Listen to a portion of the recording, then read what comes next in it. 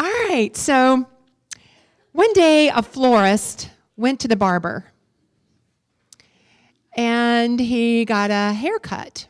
And he asked the barber, "How much do I owe you?" And the barber said, "I cannot accept money from you. I'm doing community service this week." And so the florist was really pleased and he left the shop.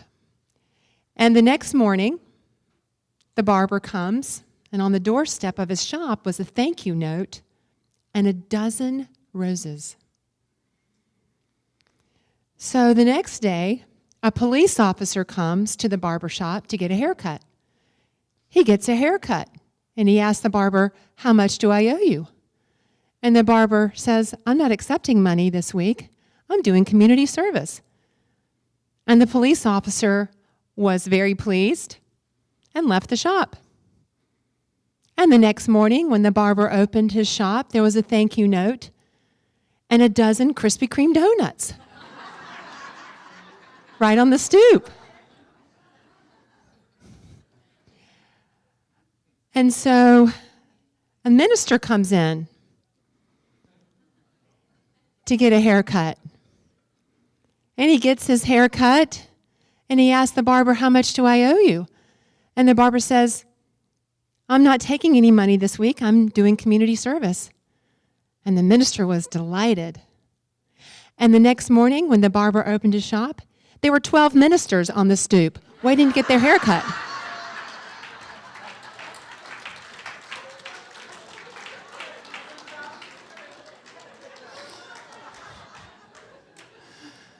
What can I say? All right. Well, here we are this morning, and we're continuing this really, I want to call it juicy discussion inspired by Eric Butterworth's book, In the Flow of Life. And I just got to tell you, folks, Wednesday nights are just rocking, aren't they, class? Aren't they, class? Yeah. That's right. That's right. So, this week we are talking about the reality of abundance. The reality of abundance. So, as we were centering in our awareness in meditation, that the truth is we are the reality of abundance. Because we are the infinite flow, individually and collectively, and behind every appearance that we see in the world. And boy, are there a lot of them, aren't there? That appear to be lack. That within them, underneath them, and beyond those appearances, the reality of abundance is. Eric Butterworth had a quote that said this: "There's a legitimate abundance for every person, which one can and must claim for oneself, and that lack of any kind in the human experience is the result of some kind of obstruction of this free flow." And if you've been with us over the last few weeks, when we've talked about what obstructs the infinite flow of life from being our experience,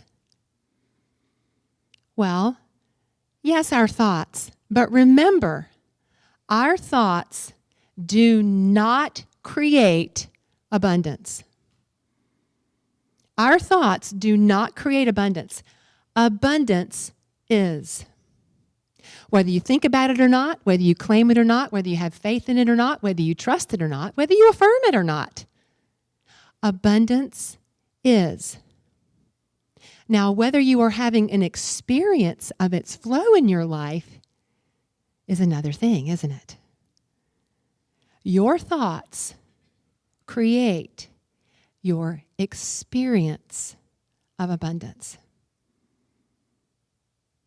And you know, in our culture, when we talk about abundance and we talk about prosperity, so often we frame it in the context of money, right, and having things. And in reality, there are a myriad of ways that we experience abundance. So bring to mind, just take a moment, what is your current experience of abundance? What is it?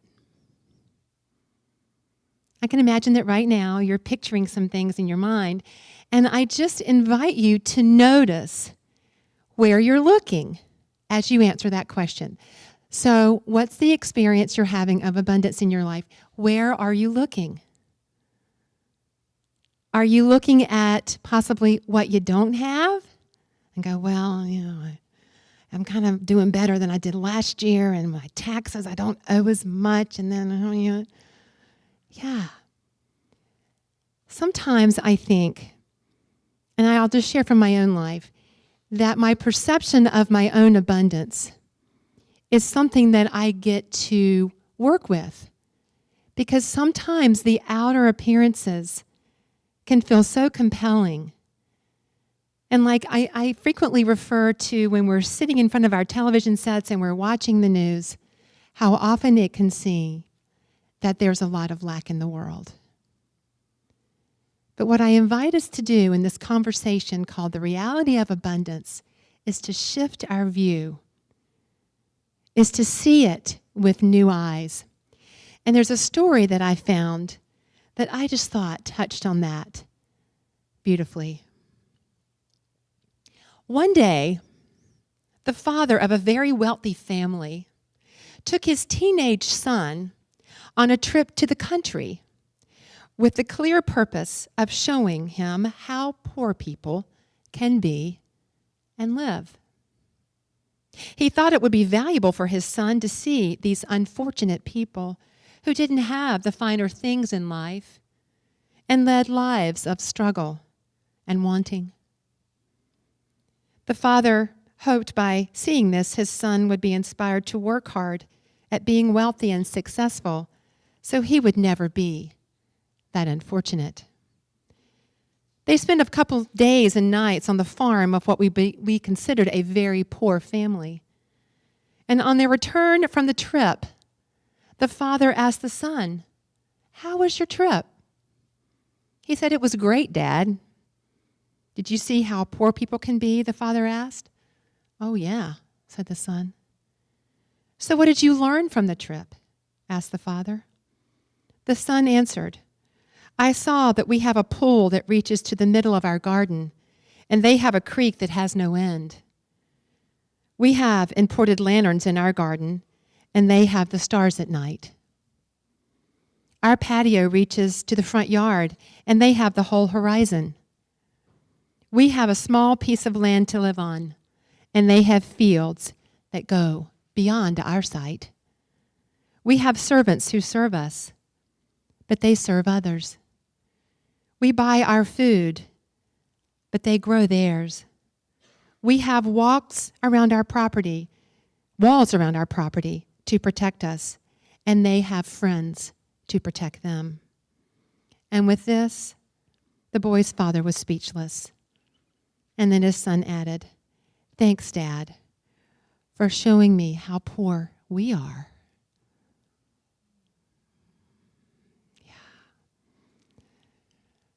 So, it seems that the father in this story was trying to teach his son his perception of what security and success is all about, huh?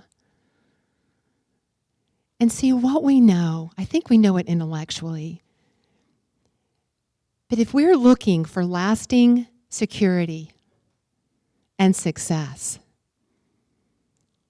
it's a very difficult road out here. If any of us have worked for a company that has gone bankrupt, restructured, anytime there's job changes or just relationship changes, anything that changes in our life, we are constantly reminded that the nature of life is change. The nature of life is change. And truly, folks, there is no lasting security out here. As much as we might want to build those 401ks and all the things, and I'm not saying that's a bad thing, please don't hear that. Please don't hear that. It is a good thing.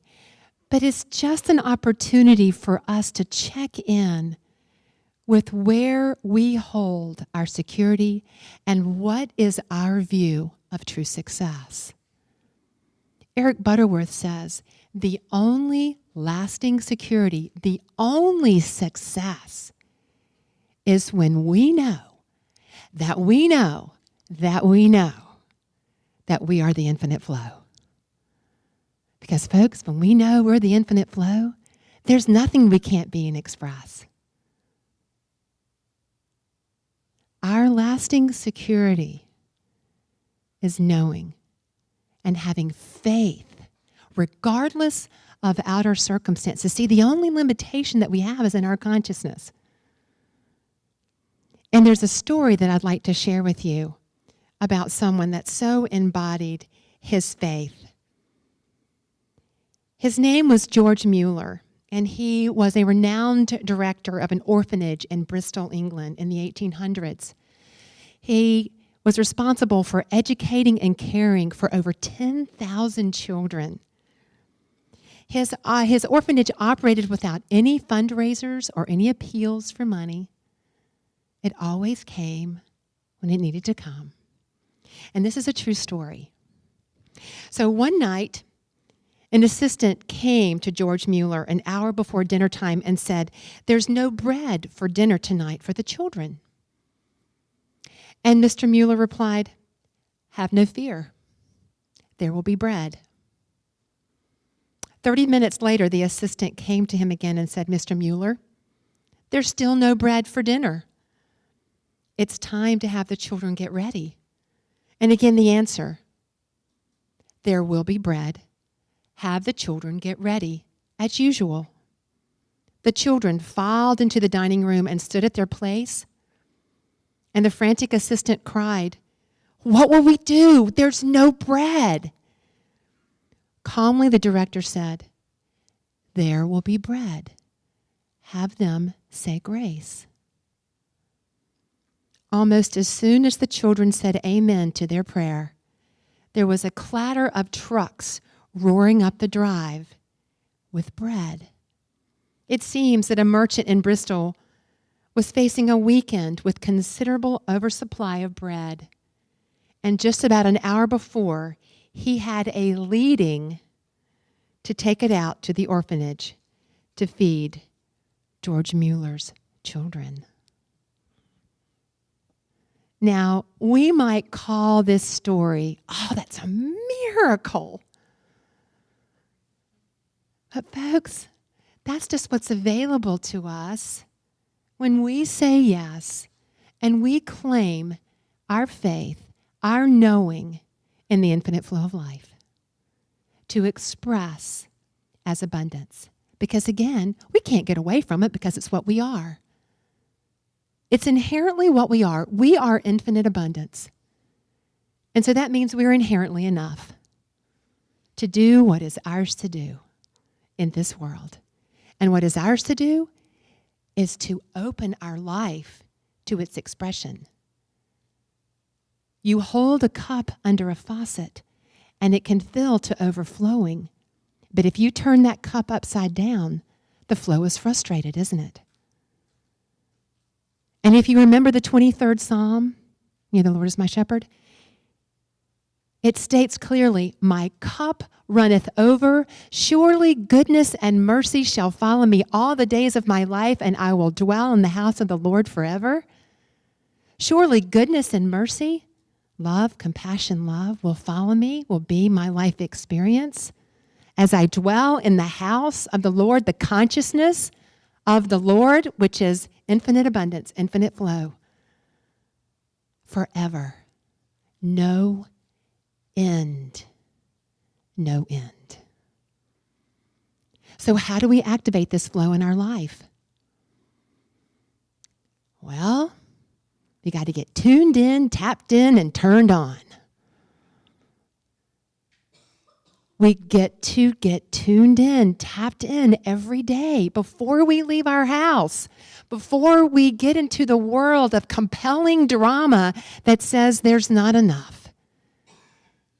We get to rest and know and be still. I am the flow. And whatever that is for you, and I know I harp on this, I'm starting to harp on this, aren't I? The importance of getting tapped in before you leave the house. It's so important. It's important. Get tuned in, tapped in, turned on to that which you are. And when you're in that space, I invite you to bring to mind, like we did in meditation, any appearance of lack in your life. Anything. Whether it's in your pocketbook, in your relationships, in your job relationship, whatever it is, bring it to mind and then fill it with the knowing and the truth of what you are, of infinite, the reality of abundance. Send it that way and know it yourself. And then I invite you to call in gratitude. To look in your life for what you have already and be so grateful for it. Gratitude is a healer. And gratitude opens our heart and our knowing to that which is true. Okay, class, I'm going to do it. Huh. Ha. Okay, so if you can stand up, do as you're able. If not, just sit. It's fine. Or if you don't want to move your arms, just see it in your mind's eye. But stand up. I'm going to invite you to do this. This is a body exercise in knowing the reality of abundance. Okay, you know it, you live it. Okay, together. Okay. Yeah. Okay, let's do that one more time. Okay.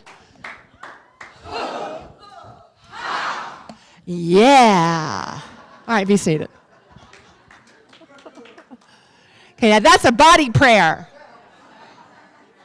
Because see, you're lining your vertical with your horizontal. Your vertical is your knowing.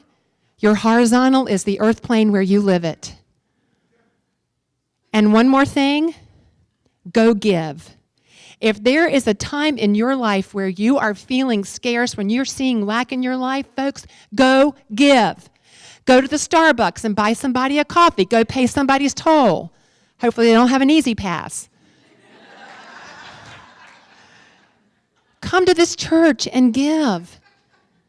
And I tell you what I'm going to say. This is my little plug for tithing. If you want some edgy giving, tithe 10%. Woo! As a foundation. Yes, just give of your heart, give of your life, give of your resources, and you will know the infinite abundance. So this week, get tuned in, tapped in, and turned on to the truth of what you are. Yes, know it. Be grateful. Call forth gratitude for everything you have in your life. Yeah, take a breath. I just saw somebody take a really deep breath. Yeah. And give. Go give. Go give your light, your presence, your time, your talent, and your treasure. All right, let's affirm together. I claim the reality of life's limitless abundance. I am grateful to live and give from the knowing. Yes, we are, and so it is.